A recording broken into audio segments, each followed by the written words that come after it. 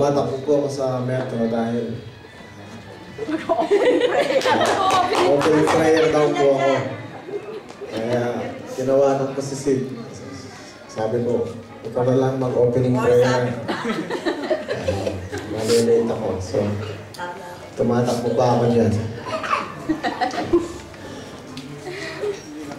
This is really a surprise for me.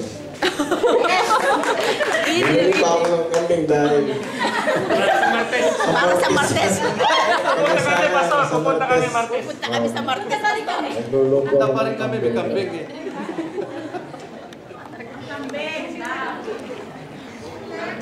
I'm so happy. Masaya po ako. Si Uncle Boy, sabi niya, pinyag niya.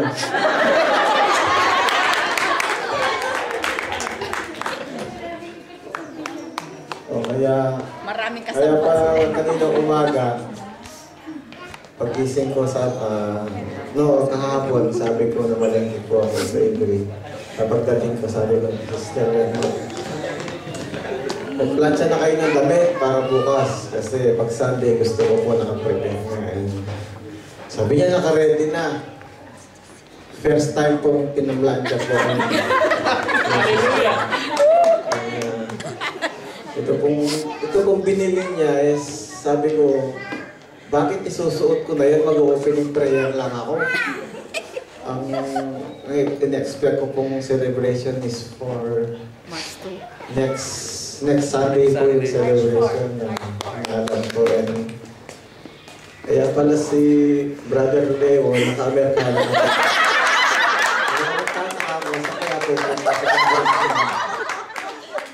Wala po ang idea. After na service, nagkahiwa-hiwalay kami. Sabi ko, wala akong gagawin. Dahil may mga grupo sila, nag-aaral sila. So sabi ko, wala akong gagawin. Bili akong kambing. So, pagdating ko ng Shepherd's, bumili ako ng kambing. Nakakita ko ng Gret. Nag-Gret muna ako. And sabi ko, alas 2 pa lang, 4:30 pa lang yung okasyon. Sabi ko, so, naalala ko po yung isang kaibigan namin, pastora. Doon ang way, sabi ko, bababa muna ako. Meron pa akong 2.5 hours, so, makikipag-ano ako muna, upon fellowship. So, pagdating ko po doon, mag-testimony ng konti, tsaka 4 o'clock. Sabi ko, nataalis na po ako. Sabi ko, mag-opening prayer pa ako. Hindi akong malate. So, humihingal po ako.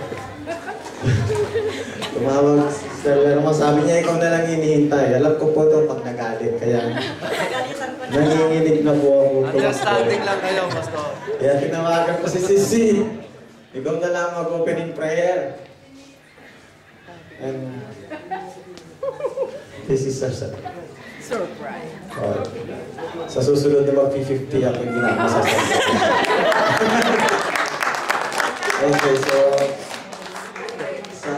sa inyo po lahat, mga kamag-anak na long time no kasi, salamat mga kapatid. Baliktad. Dating kaibigan na Mali. hindi nakikita. At wala na. So, Okay. enjoy the night. Enjoy. Buti na lang wala akong buti na lang wala akong sakit sa puso. Kung hindi matay ako dyan sa pinto, tatawag pa kayo ng ambulansya. So, you made my day.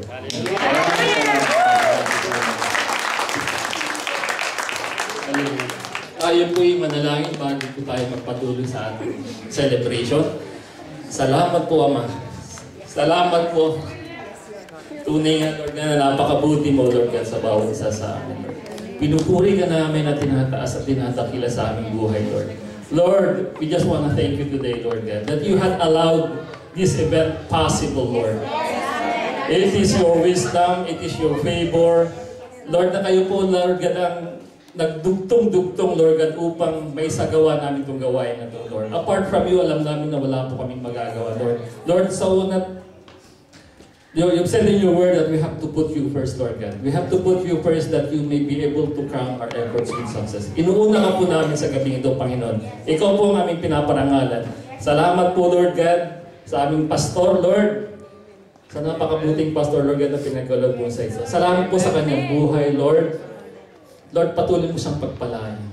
Patuloy mo siyang bigyan ng karunungan, Lord God. Ng kalakasan, Lord. Protection ng kanyang pamilya, Lord God.